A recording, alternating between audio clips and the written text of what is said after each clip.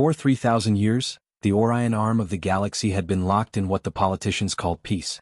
But anyone with half a brain knew it wasn't really peace.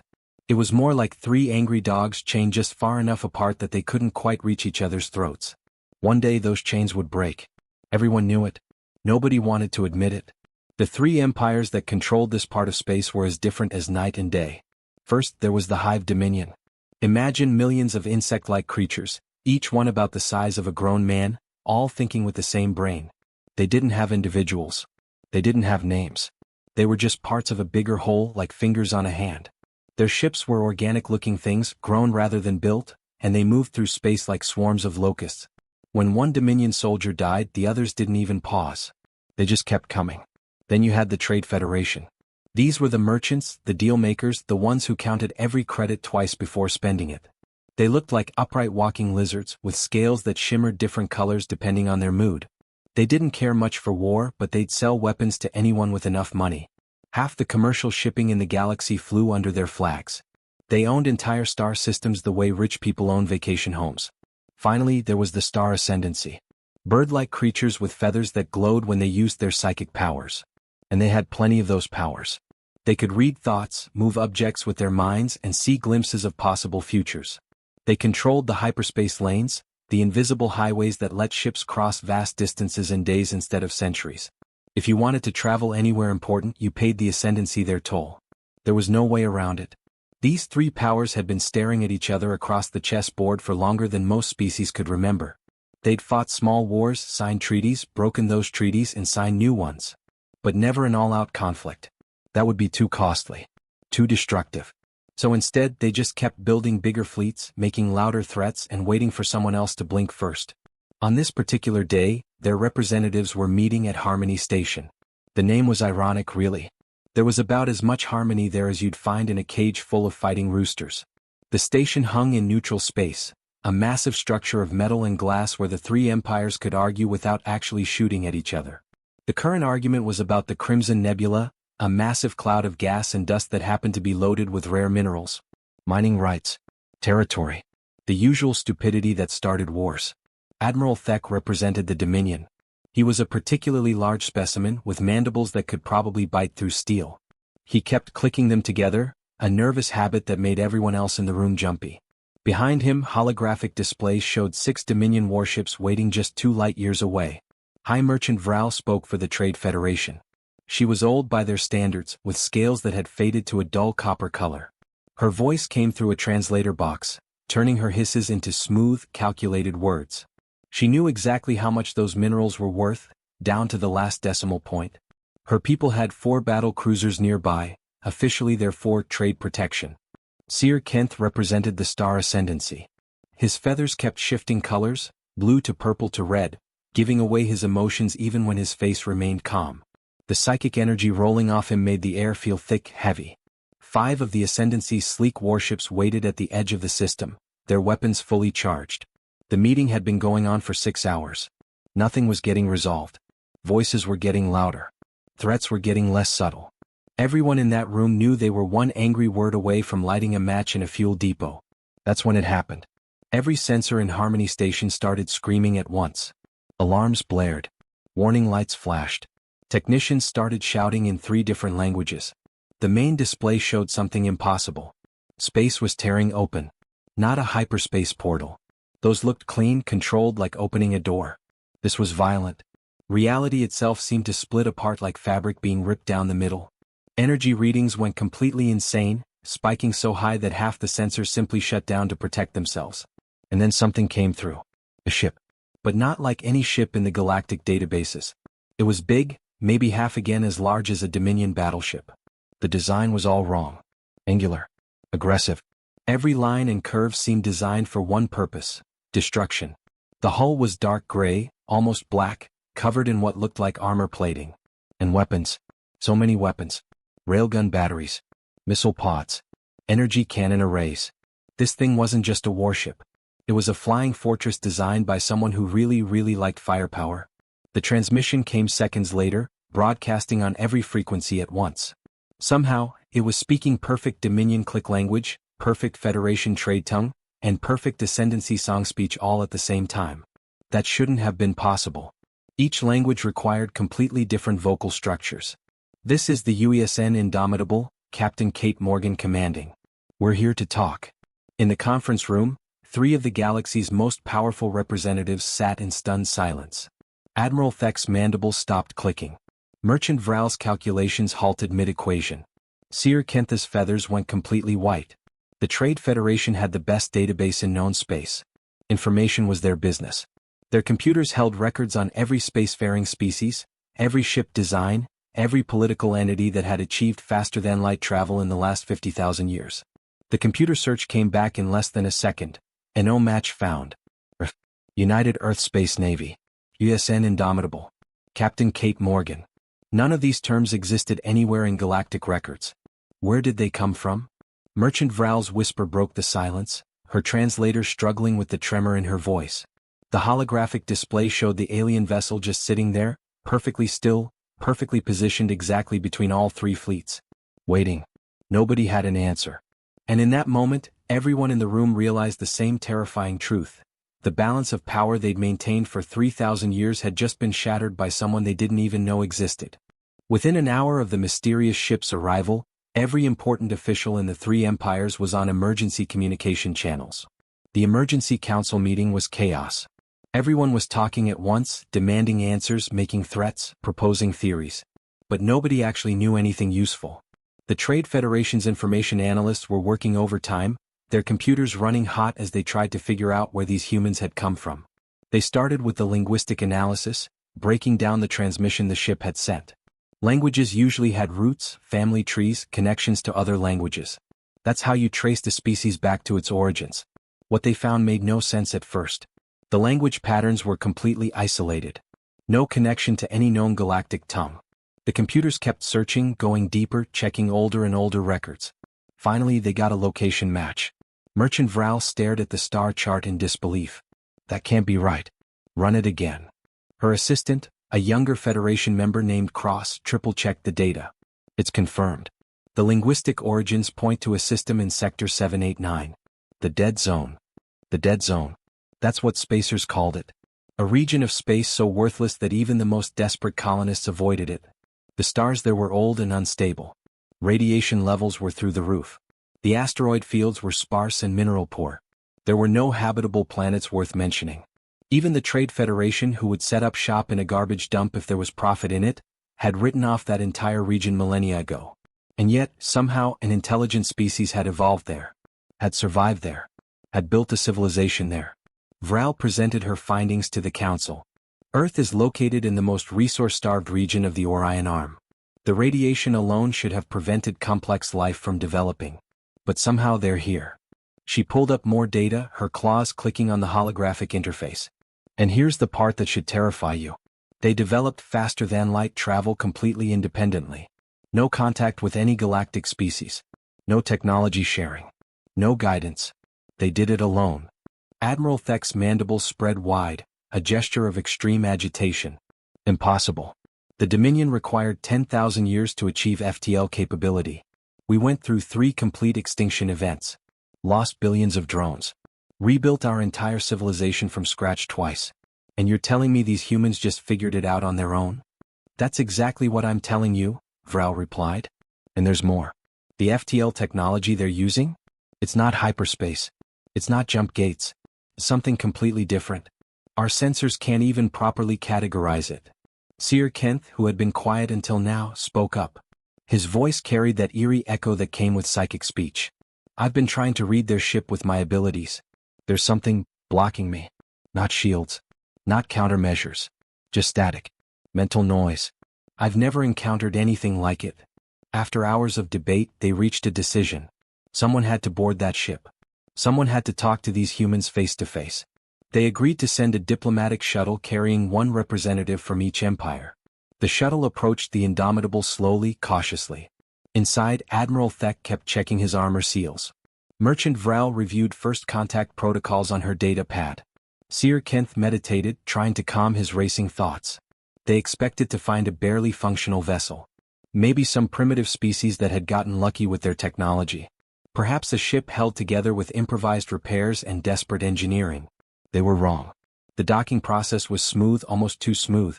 The airlock cycled with precision. When they stepped inside the human ship, the first thing that hit them was the sound. The vessel hummed with contained power.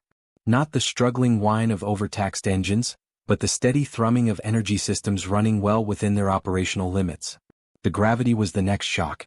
It felt perfect, natural, like standing on a planet's surface.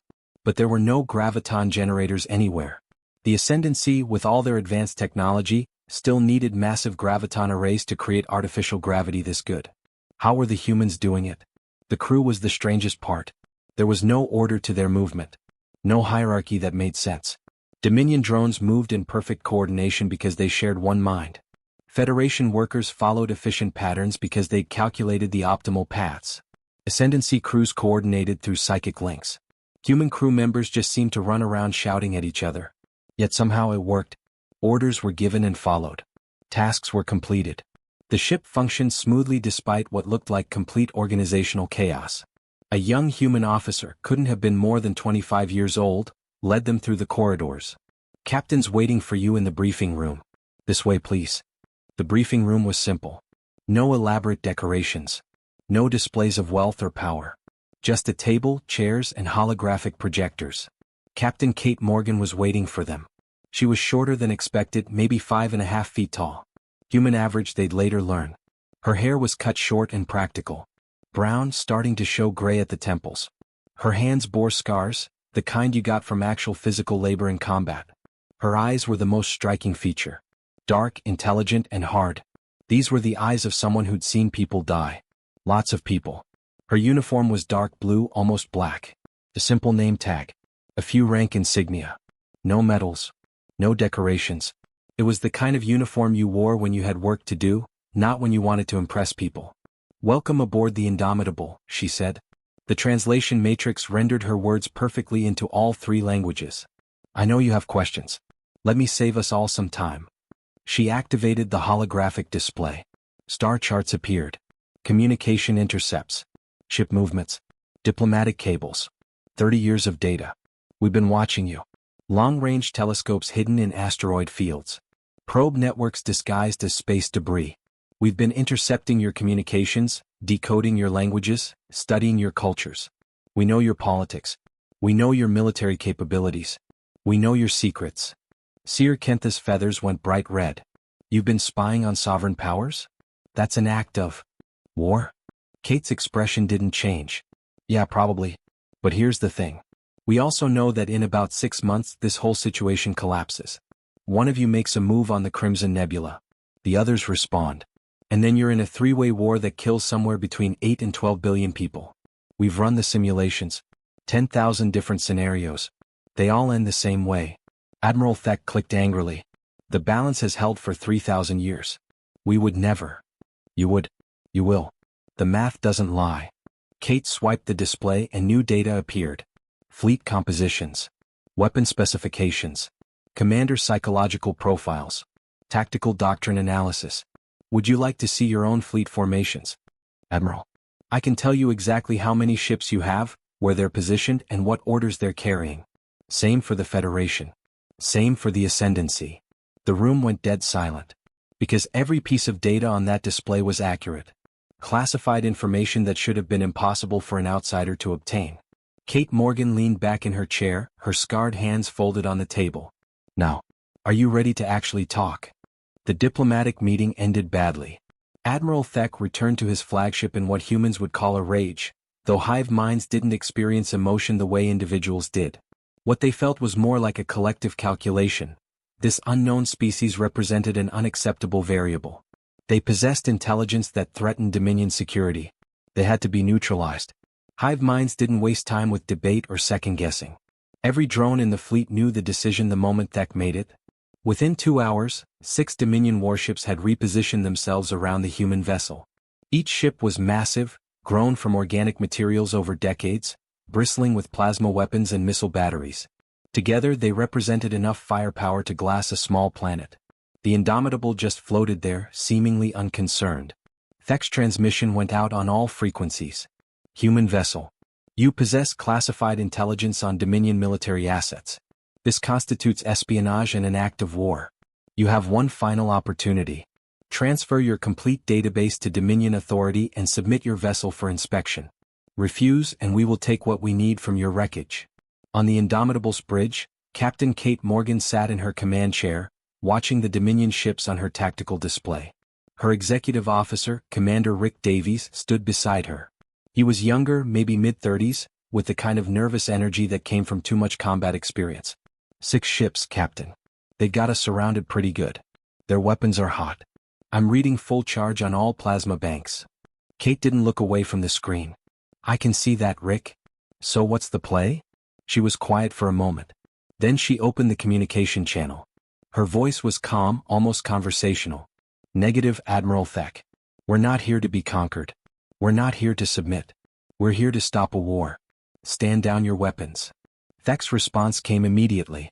Then you have chosen destruction. The Dominion ships opened fire simultaneously. Space lit up like a miniature sun. Plasma cannons, each one capable of melting through battle station armor, unleashed streams of superheated matter. Missiles launched by the dozens, each warhead powerful enough to crack open a moon. The entire salvo was designed to overwhelm any defensive system through sheer volume. It should have been enough to vaporize the human ship. It wasn't even close. The Indomitable's point defense system activated before the first plasma bolt traveled 50 meters. Hundreds of small turrets, positioned all over the hull, began firing. Not energy weapons. Simple metal slugs accelerated to incredible speeds by magnetic rails. But there were so many of them. And they were so precisely aimed. The defensive fire created a cloud of metal around the ship, a sphere of destruction that nothing could penetrate. Plasma bolts hit the tungsten slugs and dispersed, their energy scattered across dozens of impacts instead of one focused hit. Missiles ran into walls of metal and exploded prematurely, their warheads detonating harmlessly in space. On the Dominion flagship, Thek watched in confusion as every single shot missed or was intercepted. Intensify fire. All weapons. Continuous barrage. The Dominion ships opened up with everything they had. More plasma. More missiles. Even their secondary batteries, usually reserved for smaller targets. The space around the Indomitable became a storm of fire. The human ship's point defense never stopped. Never slowed. Never missed. Commander Davies was reading damage reports.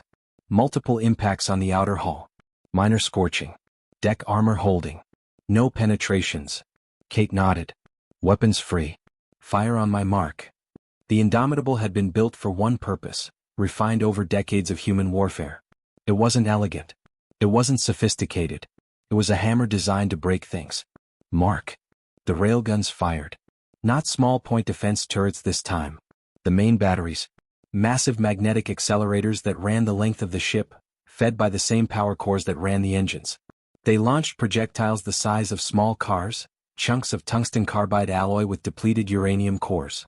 The projectiles weren't fancy. No guidance systems. No explosives. Just dense metal accelerated to 5% of light speed. Simple physics did the rest. At relativistic speeds, mass becomes something else entirely. The kinetic energy carried by those projectiles was equivalent to small nuclear weapons. When they hit the Dominion shields, they didn't just penetrate. They went through like the shields weren't even there. The first Dominion ship took 3 hits in 2 seconds. The projectiles punched through the organic hull, through internal compartments, through crew spaces. Everything in their path simply ceased to exist, vaporized by the energy transfer. Atmosphere vented into space. Internal fires broke out. The ship listed to one side, dead in space. The second ship tried to evade. It managed to avoid 2 projectiles. The third caught it near the engineering section. The ship split in half. 90 seconds after the Indomitable opened fire, 4 of the 6 Dominion warships were crippled. Hulls breached. Crews dead or dying. Life support failing. They tumbled through space, leaking air and bodies. The 2 remaining ships broke formation and ran. Kate's voice cut across all communication channels, calm and clear. We didn't come here to conquer. We didn't come here for territory or resources. We came to balance the scales.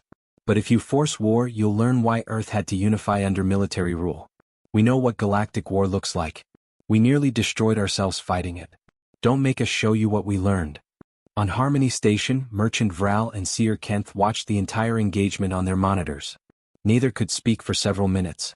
Finally, Vral pulled up the detailed analysis. They took damage. Look here. Hull breaches on decks 7 and 12. Plasma burns across the port side. They lost at least 15 crew members when that section decompressed. Kentha's feathers were completely white, drained of color. And yet they kept fighting.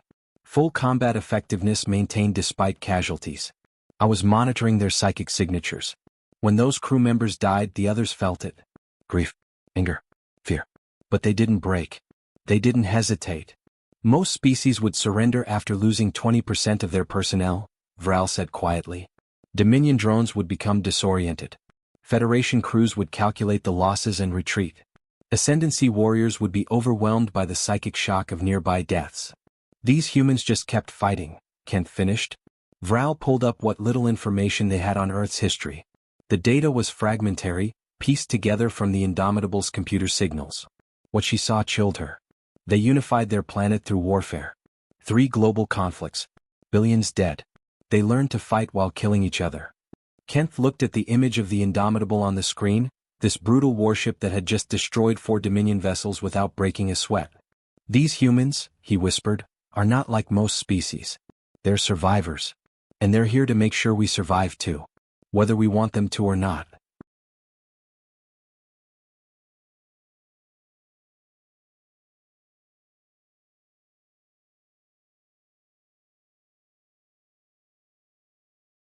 Three days after the battle, the Galactic Council reconvened.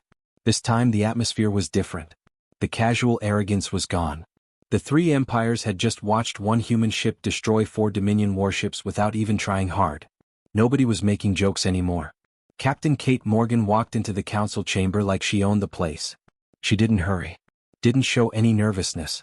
Just strode up to the central podium, placed her data pad on the surface, and looked at the assembled representatives. Behind her, the holographic displays lit up. Star charts. Resource allocations. Fleet positions. All color-coded and clearly marked. Here's what Earth is proposing, Kate began, her voice carrying through the translation systems. The Crimson Nebula becomes a demilitarized zone. No military vessels within 50 light-years. No weapons platforms. No forward operating bases. Human peacekeepers will enforce this boundary. Admiral Thek's mandibles clicked rapidly. You expect us to withdraw from territory we've claimed for. Territory you've been fighting over for 3,000 years without resolution, Kate interrupted. Yes, that's exactly what we expect. She swiped to the next display. All hyperspace lanes become open passage. No tolls. No restrictions. No blockades. Human ships will patrol these routes to ensure free movement for commercial and civilian traffic. Seer Kentha's feathers shifted to an angry orange. The Ascendancy has maintained those routes for millennia. We provide the navigation data, the safety protocols. And you charge everyone for the privilege. Kate cut him off again. That ends now. The third display showed technology sharing agreements. Medical databases. Agricultural techniques. Communications protocols. Earth wants these in exchange. We're not interested in your weapons. We're interested in keeping our colonies alive. You share this with us, we guarantee your security. Fair trade. Admiral Thek stood up, his full height imposing.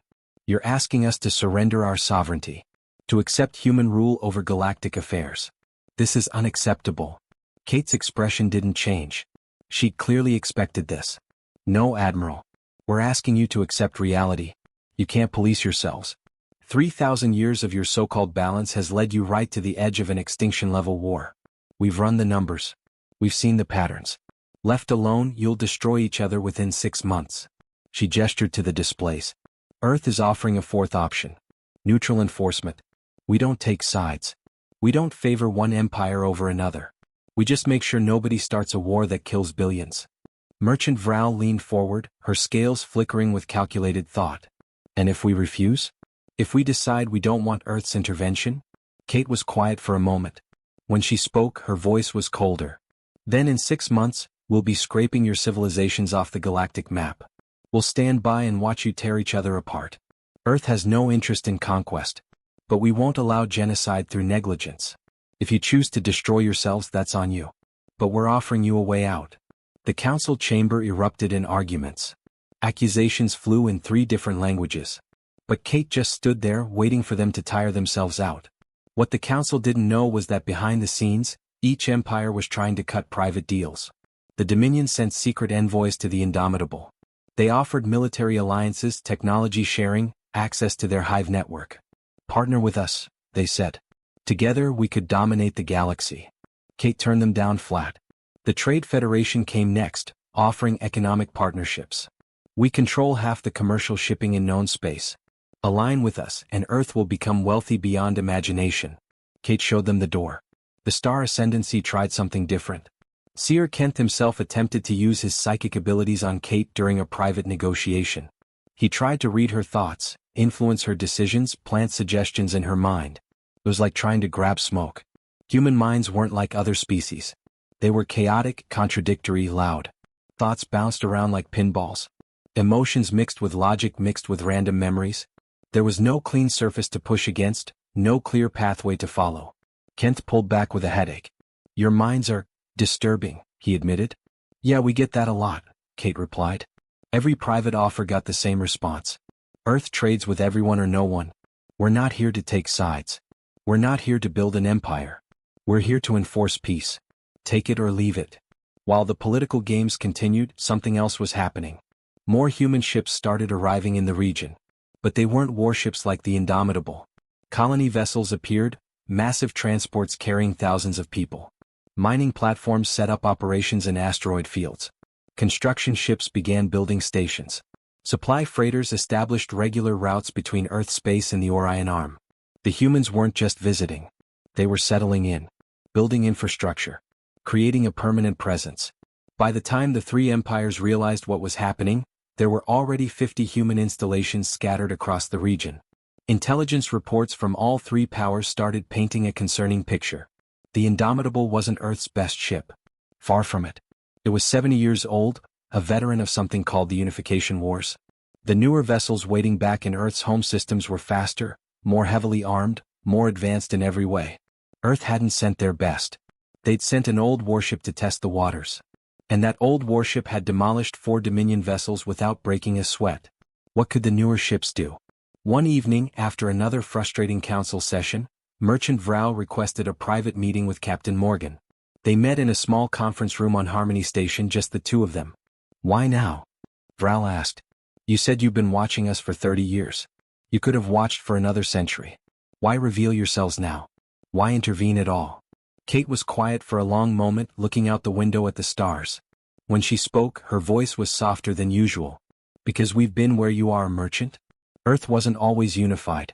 200 years ago we were just like you.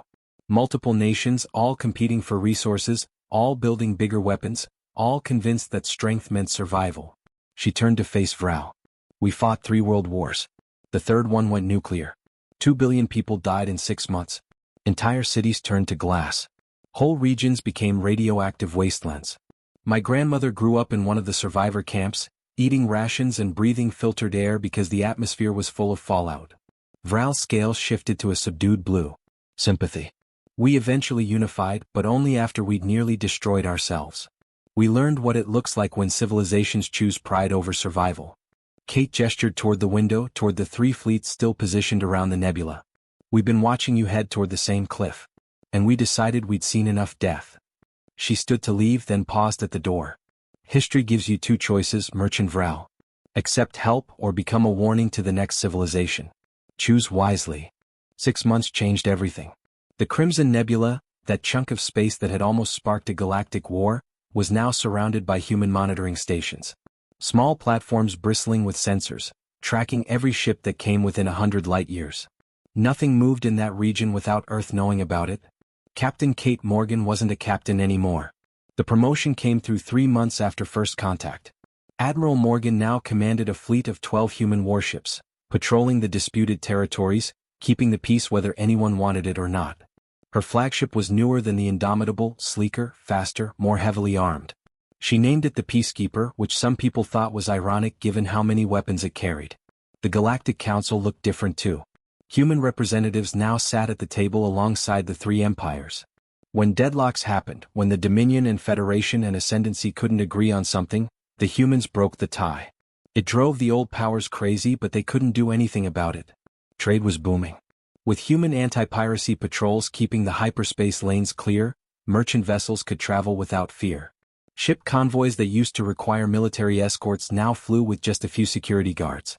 Commerce increased 30% in the first 4 months. The Trade Federation made more profit than they had in decades, which helped them swallow their pride about losing control of the routes.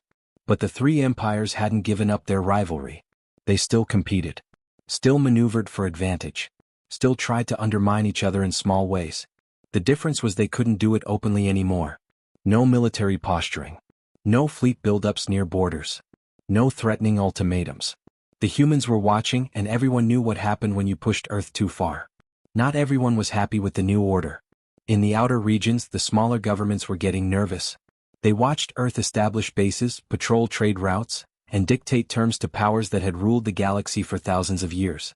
Some of these fringe species had spent centuries staying independent by playing the big three against each other. Now that strategy didn't work anymore. A coalition started forming. 7 different governments, ranging from mining colonies to independent systems to minor empires. They were scared, and scared people do stupid things. The humans are overstretched, argued General Boris, a military commander from one of the outer colonies. They've got 12 ships covering hundreds of light years. They can't be everywhere at once. One decisive strike, added Ambassador, fell from another system. We hit their forward base hard, destroy it completely, show the galaxy that Earth isn't invincible. The big three will see weakness, and this whole house of cards collapses. They pooled their resources. 15 warships, representing 7 different species, all converging on a single target. Earth's forward operating base at the edge of the Crimson Nebula. It was one of the largest human installations in the region, home to 3,000 personnel. If they could destroy it, kill thousands of humans in one attack, surely Earth would back down. Surely they'd realize they couldn't control everything. The attack was scheduled for a specific time. They'd done their homework. Admiral Morgan would be on Harmony Station that day, attending a diplomatic ceremony. Her fleet would be scattered across patrol routes. The forward base would be vulnerable. On Harmony Station, the ceremony was in full swing. 6 months of peace was something worth celebrating. Representatives from all 3 empires attended, along with dozens of smaller governments. Even some of the coalition members were there, hiding their intentions behind diplomatic smiles. Admiral Morgan stood beside Merchant Vral, making small talk. They'd developed something like friendship over the past months. Mutual respect, at least. Vral was saying something about trade figures when Morgan's wrist communicator chimed. It was a specific tone. 3 short pulses. Emergency signal. Morgan lifted her wrist and listened. Her face didn't change expression. 3 seconds of silent communication. Then she tapped the device once and spoke a single word into it. Hammer. That was all. 1 word. She closed the communicator and turned back to Vral as if nothing had happened. You were saying about the cargo routes? 15 light-years away, in orbit around Earth itself, 3 massive platforms received the signal. These weren't warships. They were orbital defense installations, but built on a scale that made normal space stations look small. Each platform was home to a magnetic accelerator cannon, the biggest weapons humanity had ever constructed. The MAC guns loaded their special ammunition. Not the simple tungsten slugs the Indomitable had used. These were cutting-edge projectiles, tungsten uranium cores wrapped in experimental spatial compression fields. Technology that Earth had kept classified, waiting for the right moment to reveal. The platforms adjusted their aim. Calculations ran through quantum computers. Trajectories were plotted. Power cores charged to maximum capacity. Then they fired. The projectiles didn't travel through normal space. They created controlled wormhole corridors, tiny tears in reality that let them cross impossible distances. 15 light-years in a matter of hours. Technology that the rest of the galaxy thought was theoretical, that physicists said would take centuries to develop. Earth had figured it out 5 years ago. The Rebel Coalition's fleet was gathered at their staging point, preparing for their attack. 15 ships, crews ready, weapons charged. They were going over final attack plans when their sensors detected something impossible. 3 projectiles appeared from nowhere, traveling at relativistic speeds. There was no time to react. No time to evade. No time to even understand what was happening. The impacts vaporized everything. Ships, crews, staging platforms. 7,000 people ceased to exist in an instant. The energy release was so massive it registered on sensors 3 star systems away, a brief new sun that flared and died. Back on Harmony Station, Admiral Morgan continued her conversation with Merchant Vral. She didn't announce what had happened. Didn't make a speech. just continued discussing trade routes and cargo schedules as if she hadn't just authorized the destruction of 15 warships and 7,000 lives with a single word.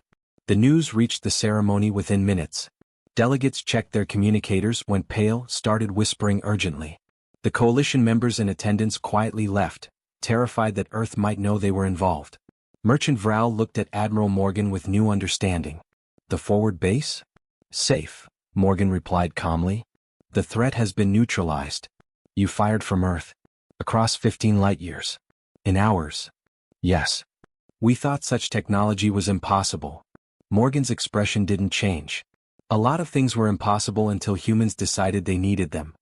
The message was clear to everyone watching. Earth had been holding back. Way back. The ships patrolling the trade routes, the weapons they'd displayed in combat, the technology they'd shared, all of it was just the tip of the iceberg.